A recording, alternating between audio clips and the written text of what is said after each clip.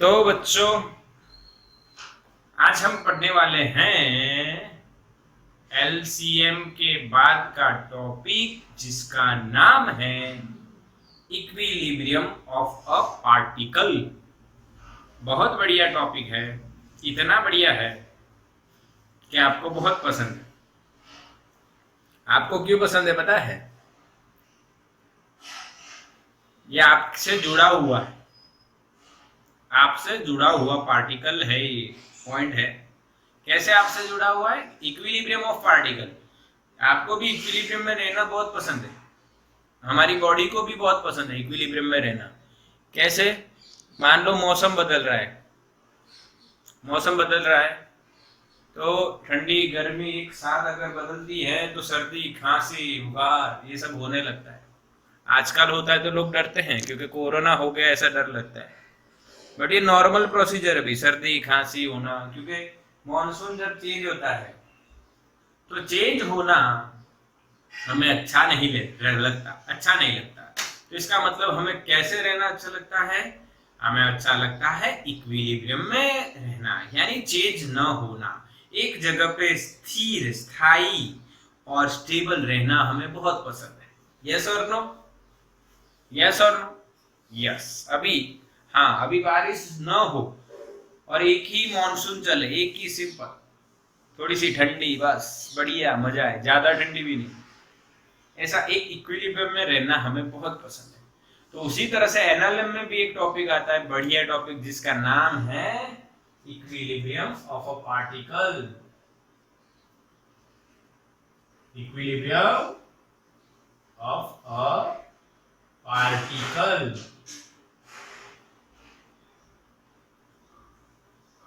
अच्छा, what is particle? Particle क्या है भाई? चलो बताओ, पार्टिकल क्या है? चलो बताओ। चलो बताओ, पार्टिकल क्या है? पता है आप लोगों को पार्टिकल किसे कहते हैं? तो एक लॉजिक तो ये सेट हो जाए कि जो सर बहुत छोटा होता है, हाँ के ना? ऐसा एक लॉजिक सेट हो जाए जो बहुत छोटा होता है। पर मैं आपको एक बात बता देता हूं, ये पार्टिकल है। इस बोर्ड की रिस्पेक्ट में इसका जो साइज है बहुत छोटा है, इसको पार्टिकल बोल सकते हैं। समझ में आया? क्या अर्थ को पार्टिकल ले सकते हैं? यस। यूनिवर्स की साइज में अर्थ बहुत छोटी है, तो with respect to the universe और solar system, we can say solar system ले लो, सोलर सिस्टम में अर्थ बहुत छोटी है तो अर्थ को पार्टिकल ले लिया जाए, कोई दिक्कत नहीं। यानी पार्टिकल क्या है? तो a point like object, particle is a point like object endowed with mass, जिसमें थोड़ा हम मास है, मास से भरा पड़ा है, उसको हम पार्टिकल बोलते हैं। अच्छा, एक और एग्जांपल देता हूं। एक फुटबॉल के ग्राउंड में एक इंसान खड़ा है, तो इंसान फुटबॉल के ग्राउंड के रिस्पेक्ट में पार्टिकल है भाई, क्यों? बहुत छोटा है। यस और नो? यस और नो? समझ में आया? यस, बिल्कुल सिंपल सिंपल बातें हैं। जो particle is a point like object endowed with a mass. और कैसे पता करेंगे कि कौन पार्टिकल है? तो जिसके रिस्पेक्ट में आप देख रहे हो उस चीज को, इस ऑब्जेक्ट को, अगर वो ऑब्जेक्ट उस ऑब्जर्वेशन जिसके रिस्पेक्ट में कर रहे हो उसके रिस्पेक्ट में बहुत छोटा है तो पार्टिकल बन जाता है। ठीक है? ऐसे आप किसी भी बॉडी को पार्टिकल मान सकते हो with respect to the another surface और बॉडी। ठीक। चलो, इक्विलिब्रियम का मतलब तो पता है, बताओ व्हाट इज इक्विलिब्रियम? क्या है इक्विलिब्रियम? इक्विलिब्रियम के बहुत टाइप होते हैं भाई, बहुत टाइप होते हैं equilibrium. Linear equilibrium, rotational equilibrium, rolling equilibrium, यानी अलग अलग टाइप। हम इसमें पहले वाला पढ़ने वाले हैं, पहले वाला पढ़ने वाले हैं, पहले वाला पढ़ने वाले हैं भाई। पहले वाला क्या है? Linear equilibrium. जब 7th चैप्टर चलेगा तब मैं सारे इक्विलिब्रियम पढ़ा दूंगा, चिंता मत करो। यस, सारे पढ़ा दूंगा। अभी एक ही, अभी सीधी लाइन पकड़ो, अभी आड़े टेढ़े मत चलो, अभी सीधा रास्ते पे चलो, अभी चलना है सीधा।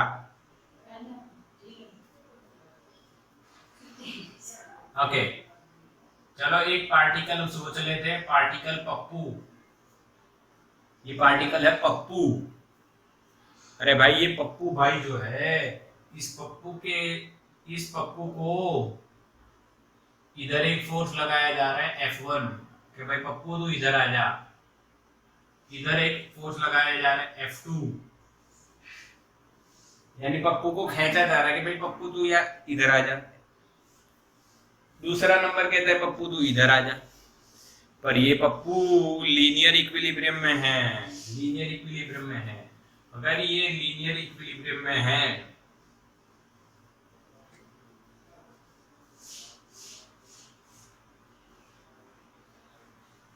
अगर ये लीनियर इक्विलिब्रियम में माना जाए पप्पू भाई, तो ये पप्पू भाई यहीं खड़े रहेंगे, यहीं खड़े रहेंगे। इसका मतलब इस पे लगता है टोटल फोर्स क्या होना चाहिए, 0। अभी ये कौन से इक्विलिब्रियम है, लीनियर। क्यों? क्योंकि वेलोसिटी क्या हो जाएगी, 0। वेलोसिटी 0 तो मोमेंटम 0, मोमेंटम 0 तो बच्चों फोर्स 0। समझ में आया? Change in momentum 0, change in momentum 0 तो फोर्स 0, वेलोसिटी दोनों टाइम 0 है, पहले भी 0 बाद में भी 0। Before force is 0, after force is 0, then we can say body is in equilibrium, linear equilibrium। बोलो समझ में आ गया? आ गया। यहाँ पे F1 अगर पॉजिटिव माना जाए तो F2 नेगेटिव माना जाना चाहिए। F1 बराबर F2 होना चाहिए। अगर आप वेक्टर एडिशन करो तो यहाँ पे क्या आ जाएगा बच्चों, माइनस। कोई दिक्कत नहीं है, यहाँ पे वेक्टर एडिशन आपने किया, वेक्टर एडिशन में आपने प्लस लिखा तो F1 प्लस F2 बराबर 0 होगा, तो F1 बराबर माइनस F2 होगा। इसका मतलब क्या है? इसका मतलब ये है F1 जितने फोर्स से खींच रहा है उतने ही फोर्स से F2 खींचेगा, पर माइनस का मतलब क्या है, उसकी डायरेक्शन म्यूचुअली ऑपोजिट होनी चाहिए। बोलो समझ में आया कि नहीं? कि नहीं? यानी पप्पू भाई को नंबर 1 इधर खींच रहा है मान लो 100 न्यूटन के फोर्स से, और पप्पू भाई का वेलोसिटी 0 है, तो बताइए F2 कितना और किस डायरेक्शन में होगा? F2 की वैल्यू बताओ पहले। यस 100 न्यूटन, और इसके ऑपोजिट होना चाहिए। बोलो समझ में आ गया? यस यही है लॉजिक, यही है simple logic, linear equilibrium, Pappu logic, एकदम पप्पू जैसा लॉजिक है। आ गया भाई पप्पू लॉजिक? समझ में आया? तो बिल्कुल पप्पू जैसा लॉजिक था, बिल्कुल पप्पू जैसा। पर यहां पे हम एक केस ले सकते हैं। केस ये है F1 and F2 are collinear. इसका मतलब क्या है भाई, दोनों एक ही लाइन है, दोनों एक ही लाइन में है, लाइन ऑफ एक्शन एक ही है, यानी एक ही लाइन में कोलिनियर है। तो हमारे दिमाग में दूसरा कैसा केस आना चाहिए, F1 and F2 are non-collinear। अगर एक लाइन में नहीं है, आड़े टेढ़े हैं, यानी पप्पू भाई को खींच रहा है F1 जिस डायरेक्शन में, उसके ऑपोजिट F2 नहीं खींच रहा है, तब अगर इक्विलिब्रियम में हो तो क्या होगा? क्या होगा? वही होगा जो पप्पू भाई चाहेंगे। भाई आओ देखते हैं पप्पू भाई क्या चाहते हैं। मान लो इस पप्पू को 1 F1 से इधर खींच रहा है और 2 F2 इधर खींच रहा है, स्टिल पप्पू भाई का वेलोसिटी 0 है, स्टिल पप्पू भाई इक्विलिब्रियम में है। तो इसका मतलब क्या पप्पू भाई को 1 और 2 दो ही खींच रहे हैं? यस और नो? यस और नो बताओ, यस और नो, पप्पू भाई को ये दो ही खींच रहे हैं 1 और 2? नो, यहाँ पे छुपा हुआ रुस्तम है एक, छुपा हुआ रुस्तम होगा। क्यों? क्योंकि पप्पू भाई की वेलोसिटी 0 है। इसका मतलब क्या होगा कि पप्पू भाई पे तीसरा फोर्स लगना चाहिए। तो इन दोनों का रिजल्टेंट निकालो according to parallelogram. This is F1 vector plus F2 vector. तो इस F1 प्लस F2 की ऑपोजिट F3 लगना चाहिए। यानी पप्पू भाई पे अब कितने फोर्स लग रहे हैं भाई? पप्पू भाई पे अब 3 फोर्स लग रहे हैं। तभी पप्पू भाई क्या है भाई? Equilibrium for linear equilibrium. Total force on the Pappu must be 0। Total force कितना? F1 plus F2 plus F3। Direction नहीं दे रहे हैं, वेक्टर एडिशन कर रहे हैं। आपने यहाँ पे देखा होगा, मैंने पहले माइनस किया, फिर मैंने आपको बताया अगर हम वेक्टर एडिशन कर रहे हैं तो हमें प्लस लिखना है, और अगर वो 0 है तो F1 और F2 बराबर होने चाहिए और ऑपोजिट डायरेक्शन में होने चाहिए, उनके मैग्नीट्यूड इक्वल होने चाहिए। यहाँ पे क्या हुआ? यहाँ पे F3 जो होगा वो F1 प्लस F2 के मैग्नीट्यूड जितना ही होना चाहिए और उनकी डायरेक्शन के ऑपोजिट होना चाहिए, यहाँ पे होना चाहिए, तभी पप्पू भाई इक्विलिब्रियम है।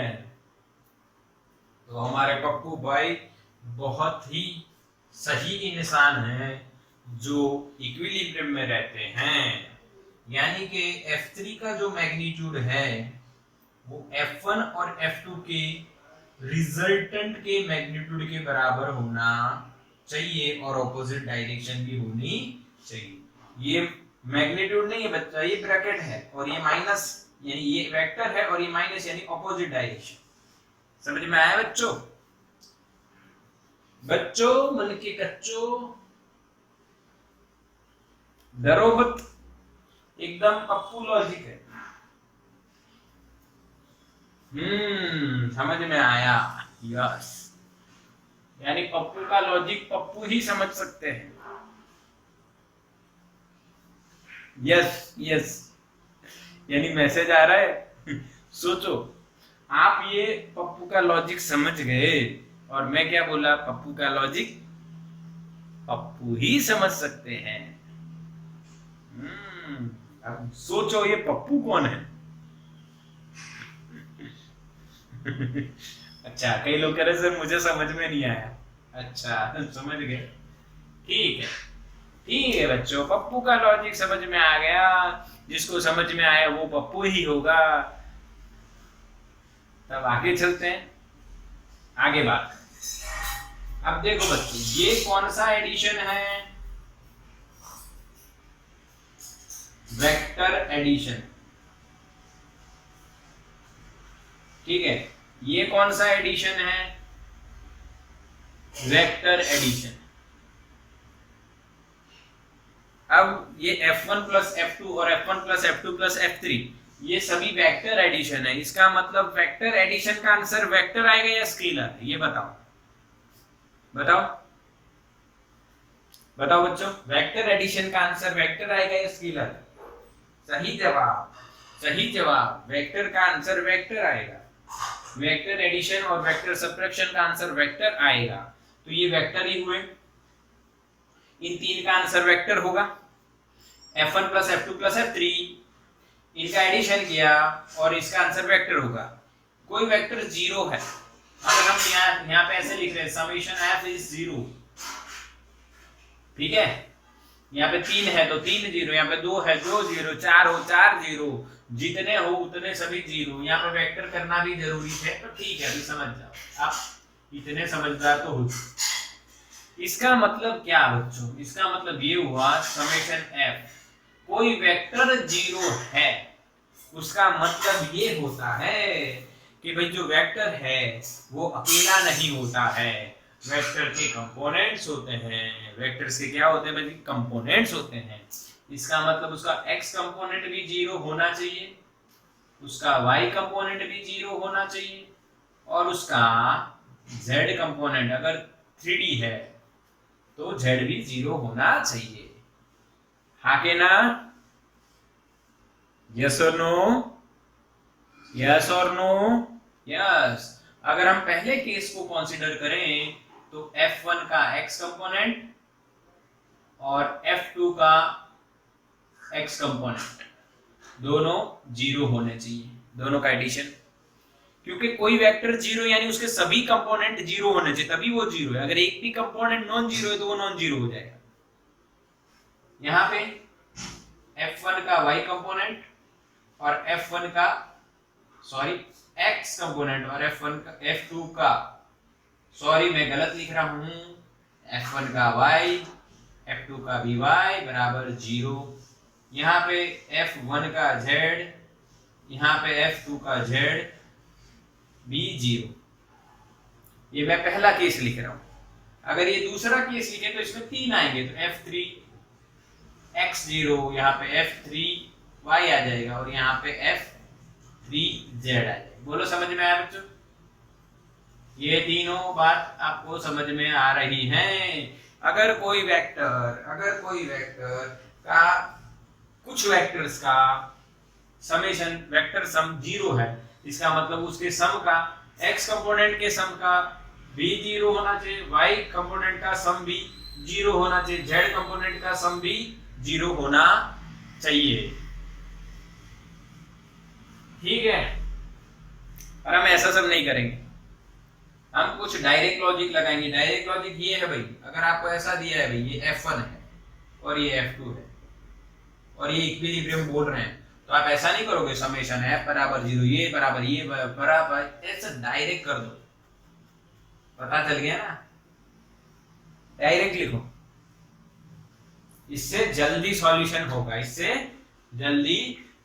होगा, बोलो समझ में आया? हाँ के ना?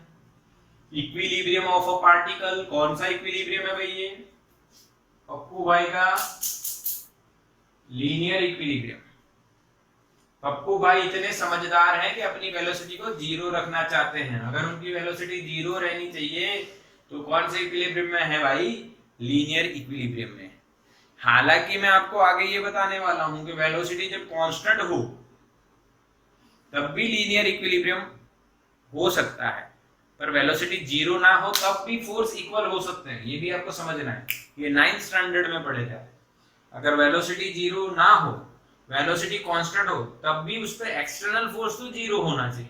जितना फ्रिक्शन है उतना ही एक्सटर्नल होना चाहिए, वो बात की बात। अब ये सिंपल समझो यार, सिंपल समझो, स्क्रीनशॉट ले लो।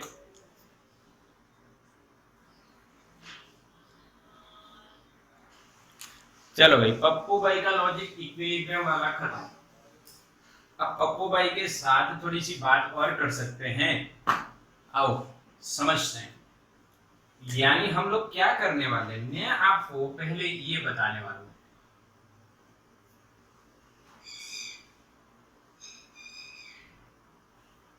पता है इसका फुल फॉर्म? हाँ, इसका फुल फॉर्म क्या होता है ये आपको पता होना चाहिए। ये बच्चों अब आपको आना ही चाहिए। फ्री बॉडी डायग्राम, क्या बोलते हैं इसको? फ्री बॉडी डायग्राम, यानी बॉडी को फ्री कर देने का, यानी बेचनी नहीं है भाई। कोई बॉडी के ऑब्जेक्ट को बेचना थोड़ी है, फ्री करना।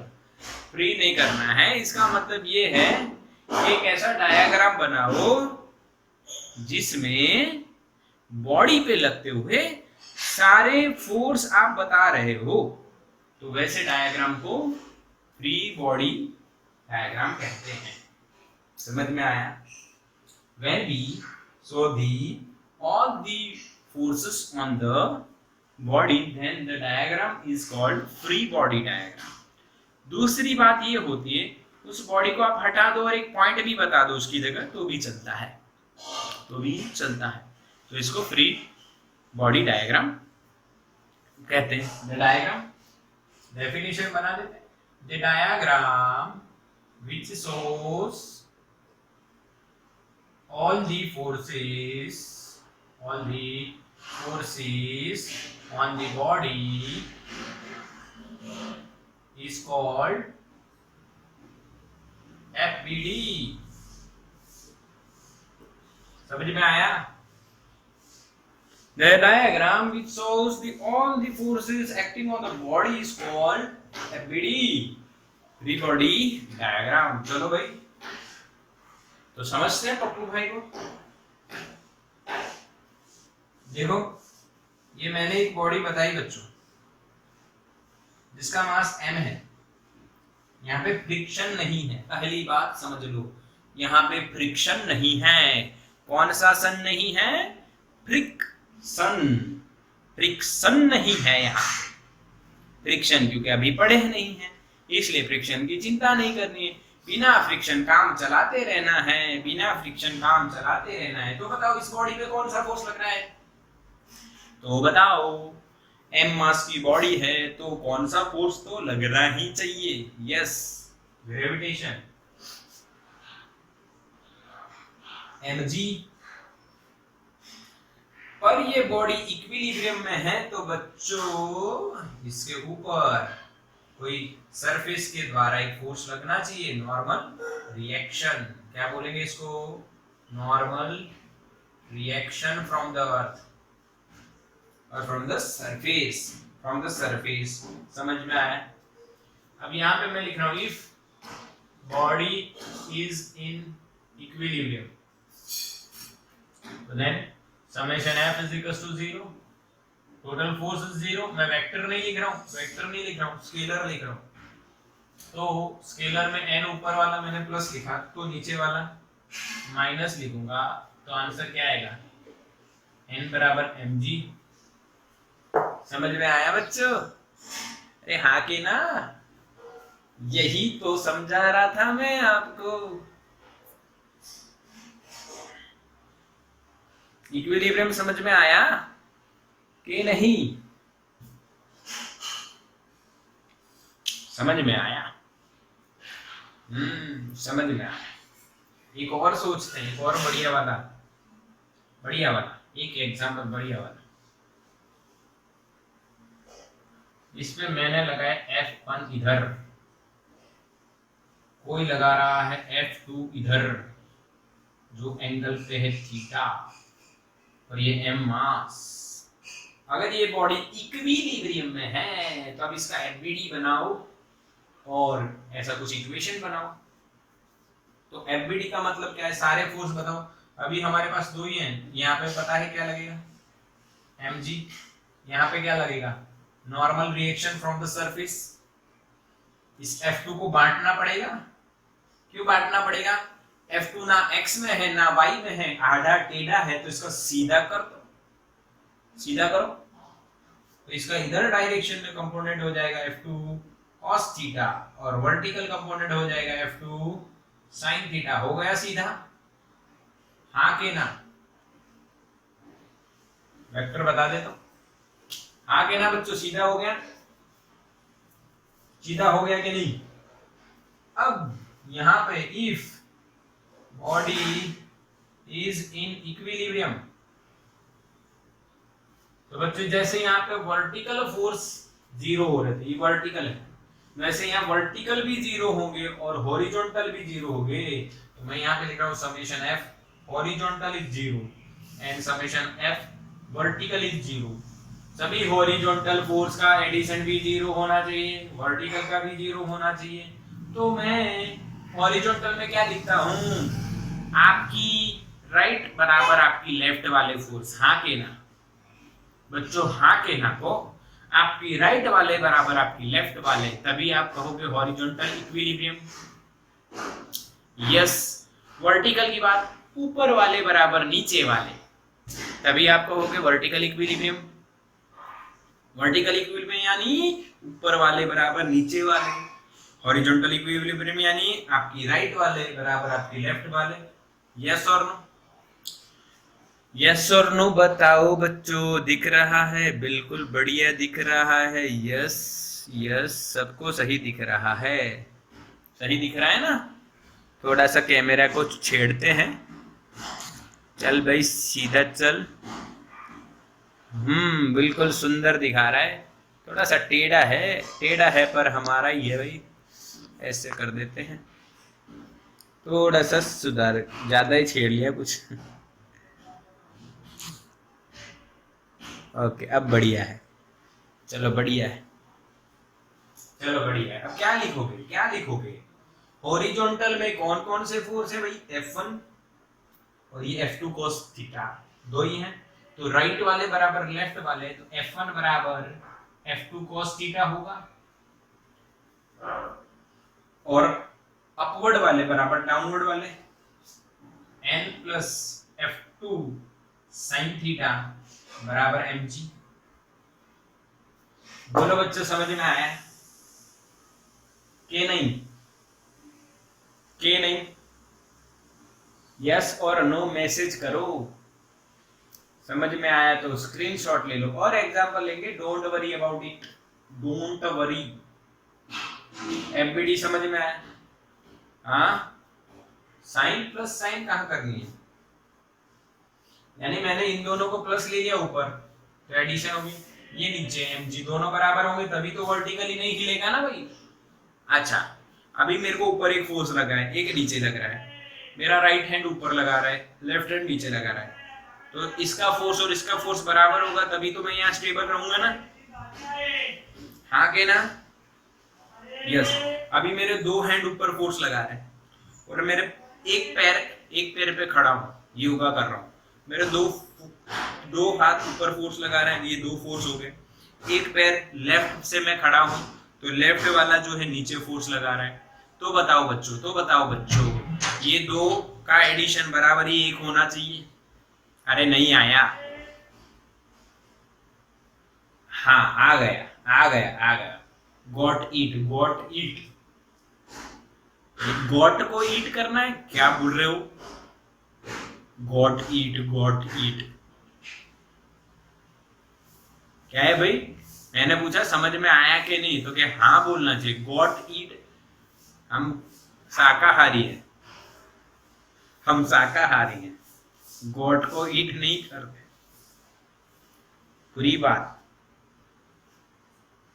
ठीक है। स्क्रीनशॉट ले लो। यही अपना तरीका है पढ़ने का और पढ़ाने का। हाँ, समझ में आया। चलो बात करते हैं इसका, एक आधा सम करते हैं। कंसेप्ट तो सर ने बिल्कुल बढ़िया कर दिया, तो सम करेंगे तो कंसेप्ट हुआ कि नहीं समझ में आ जाएगा। अलग अलग करेंगे, बहुत सारे करेंगे। डरना मना है। आओ बच्चों देखते समझते हैं, प्यारे सम्स करते हैं। पप्पू भाई को नहीं, अब किसी की बॉडी को, मास को पकड़ते हैं।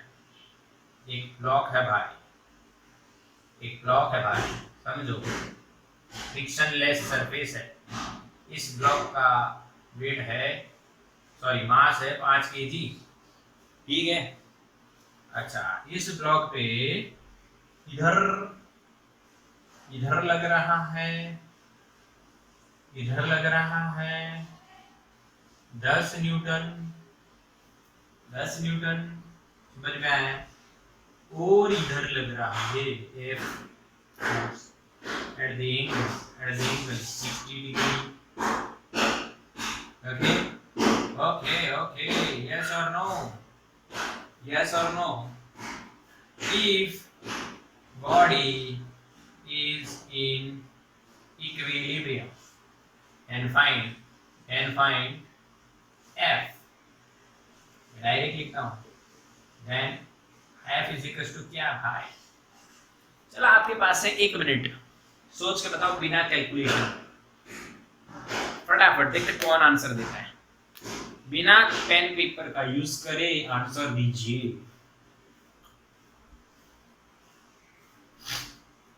और नॉर्मल भी निकाल ले, चलो दोनों निकाल। 5 F5 होगा। अरे सोचो बच्चों सोचो, F5 नहीं होगा। यस राइट आंसर 20 होगा, 20 होगा। अरे ये राइट आंसर यार 20 होगा। अच्छा देखो सॉल्यूशन, सॉल्यूशन देखो, सॉल्यूशन में आपको बॉडी का एफबीडी बनाना है, एफबीडी बनाना है। आप इसी में बनाओगे, मैं अलग बता रहा हूँ आपको समझ में आए। आप स्क्रीनशॉट लो तो अपनी नोट्स बनाओ अलग से, बाकी बनाना तो इसी में है, बनाना इसी में है, एप्पल भी इसी में है, मैंगो में भी इसी में, सब कुछ इसी में है। ये सब बॉक्स है 5 की है। ठीक ठीक ठीक, मजाक की बात है, समझते हैं। आओ इसको बच्चों, 10 न्यूटन इधर लग रहा है बच्चों, F इधर लग रहा है बच्चों, F इधर थीटा एंगल से यानी 60 एंगल से लग रहा है। उसके दो कंपोनेंट होंगे, ये हो जाएगा F cos 60 एडजेसेंट कंपोनेंट, ये वर्टिकल कंपोनेंट F sin 60। बच्चों यहाँ पे 5 kg तो नीचे mg लग जाएगा ना, कितना g को 10 ले लो तो 50 न्यूटन। उसको बैलेंस करने के लिए इधर नॉर्मल लगना चाहिए। अच्छा नॉर्मल भी निकालना है और आपको F भी निकालना है, तो इस F को तो भूल जाओ क्योंकि उसके दो कंपोनेंट ले लिए भाई। अगर इफ बॉडी, पप्पू जो है, पप्पू की बॉडी जो है इज इन इक्विलिब्रियम, इक्विलिब्रियम, अगर पूरा ना लिखना चाहो तो इक्वि लिख के डॉट कर दो, समझ जाएंगे हम लोग। देन भाई F horizontal is equal to 0। अब हॉरिजॉन्टल में हिसाब लगा लो कौन कौन है, कितने फोर्स हैं। इधर 10, इधर F cos 60, दोनों बराबर होने चाहिए। F cos 60 बराबर 10, cos 60 कितना होता है भाई 1/2 बराबर 10, तो F बराबर 20 न्यूटन। समझ में आया बच्चों, समझ में आया बच्चों? यस बिल्कुल सिंपल। चलो अब नॉर्मल की बात कर लेते हैं। नॉर्मल इक्विलिब्रियम है तो वर्टिकल इक्विलिब्रियम भी होना चाहिए। वर्टिकली देखो कौन कौन है, n ऊपर है तो प्लस, F sin थीटा भी ऊपर है तो प्लस, और mg नीचे है तो माइनस, पर इक्वल टू के उस साइड लिखोगे तो प्लस लिखते हैं। तो नॉर्मल बराबर क्या हो जाएगा, mg minus F sin theta. mg आपका 50 आ रहा है, F आपका 20 आया, sin 30 √3/2। अरे हाँ के ना, तो ये 10 हो गया, ये 1.73 यानी 50 माइनस 1.73 into 10 17.3। तो सॉल्व करोगे तो आपका आंसर आएगा 32.7। सही है, नॉर्मल रिएक्शन 32.7। हाँ के ना, देख लेना भाई, अपना हिसाब ये है 32.7। बोलो क्लियर हुआ बच्चों कि नहीं हुआ? आया कि नहीं हुआ? अच्छा आया। अच्छा गॉट इट नहीं है इस बार? कहाँ गया वो अंग्रेजी मीडियम वाला? अच्छा कहाँ गया? वापस करा दूं? अरे वाह, वापस करा दूं? नहीं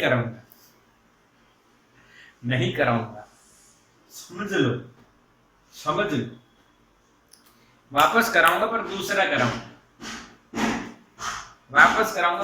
कराऊंगा, ये समझ में आ गया भाई। राइट बराबर लेफ्ट, अप बराबर down, up down up down. 3 idiots में देखा था ना, up down up down, up बराबर डाउन, अप बराबर डाउन। राइट बराबर लेफ्ट, राइट बराबर लेफ्ट, अप बराबर डाउन, अप बराबर डाउन। Yes simple. एक और सम करते हैं, इसका स्क्रीनशॉट लो फटाफट। जिसने बोला सर समझ में नहीं आया उसको एक और सम करवा देते हैं भाई। आओ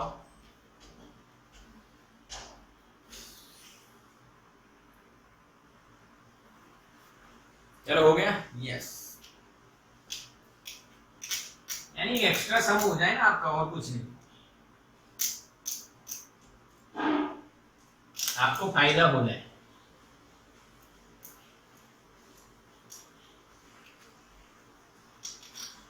दो सम हो जाएंगे, जिसमें भी समझ में तो आएगा, वही भी समझ में तो आ गया, पर किसी को नहीं आता है तो एक और देखो। एक बॉडी ले लो, अब बदलते हैं इसका मास 7 kg। अब बदलते हैं इसका मास 7 kg।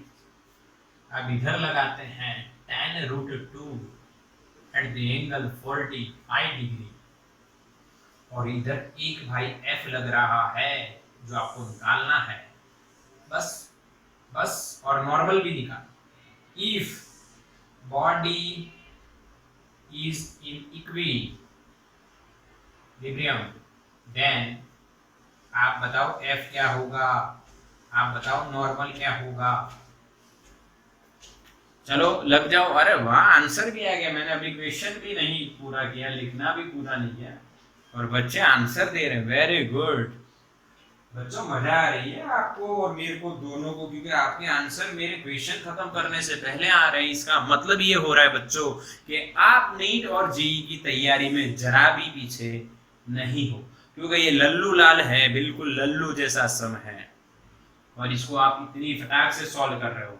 बहुत बढ़िया, बहुत बढ़िया बच्चों। बस वही है, नीचे बच्चों 70 लगेगा, जी 10 ले रहा हूं, ऊपर बच्चों नॉर्मल तो आएगा।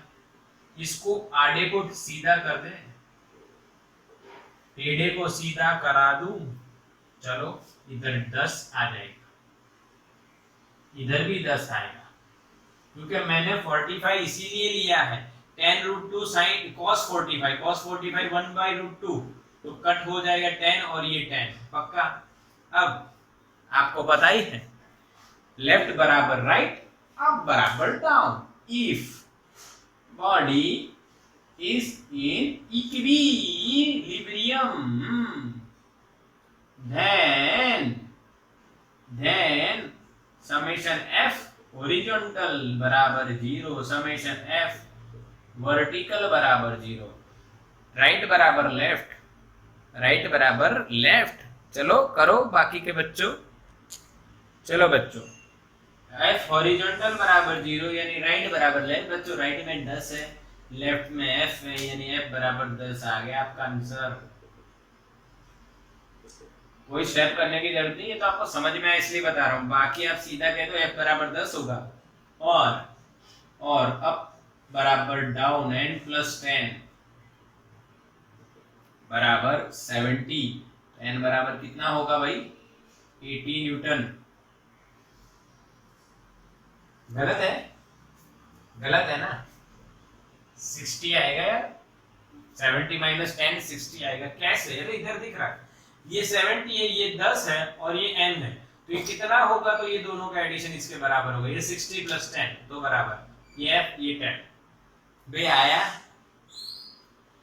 अरे जिसको नहीं पता चला था उसको बोलना है गॉट इट या कैरेट eat. Yes, very good. Got eat का बना दिया कैरेट ईट। मैंगो रह गया, मैंगो अच्छा है, कैरेट अच्छा, कैरेट आंखों के लिए अच्छा है, सही है। हमारी आंखों में वैसे भी अभी तकलीफ हो रही है, बार बार मोबाइल तेरा मोबाइल कम देखा करो बच्चों, मेरे भी चश्मे के नंबर शायद बढ़ रहे हैं पर घट जाएंगे, क्योंकि कैरेट ईट कर रहे हैं। ठीक ठीक ठीक, चलो ये बात यहाँ पे कोई दिक्कत नहीं है ना, तो स्क्रीनशॉट ले लो फटाफट। चलो अब एनसीईआरटी में एंटर होते हैं, और एनसीईआरटी में जो सम है ना वो इतना बढ़िया है ना बच्चों कि आपको कुछ सिखा के जाए। चलो एनसीईआरटी का सम करने का समय हो चुका है, और आपको कुछ नया सिखाने का भी समय हो चुका।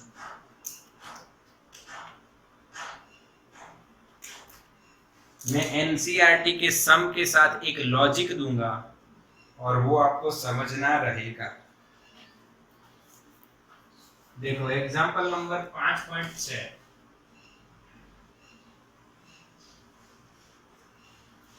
भाई सी फिगर टेक्स्ट बुक में देख लो, मैं ड्राइंग का बनाऊंगा, चिंता मत। A mass of 6 kg is suspended by a rope।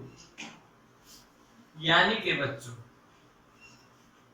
कि बच्चों यहाँ पे क्या हो रहा है, यहाँ पे एक पॉइंट है और डायग्राम कुछ इस तरह से बताया गया है। ये 6 किलो का एक बॉक्स है वगैरह वगैरह, उसके यहाँ पे रुकना है।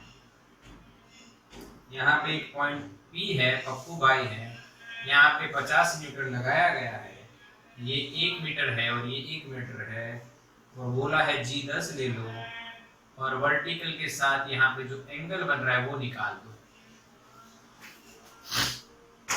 यानी बच्चों कहानी इस तरह से है, एक 2 मीटर की लंबी स्ट्रिंग है बच्चों, 2 मीटर की, यहाँ पे 6 केजी लटका दिया आपने, ठीक है। उसके मिड पॉइंट पे यानी ऊपर से एक नीचे से एक, मिड पॉइंट P पे से इसको आप 50 न्यूटन लगाते हो, तो ऐसा डायग्राम बन जाता है।